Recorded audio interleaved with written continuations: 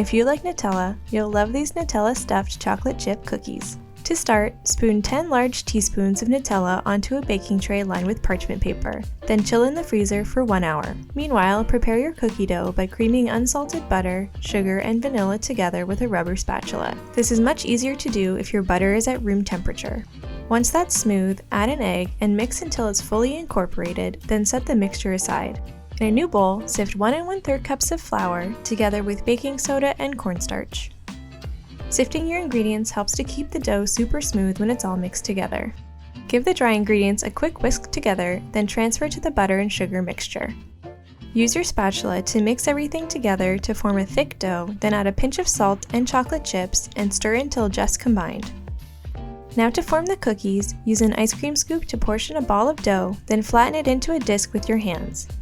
By now the Nutella should be completely solid, so you can pick up a portion and place it in the center of your cookie dough disc.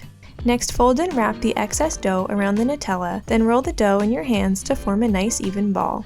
Transfer the cookies to a lined baking sheet, then into a 350-degree oven for 10 to 12 minutes. Let the cookies cool for at least 10 minutes before digging in. Subscribe to Dish for more baking recipes.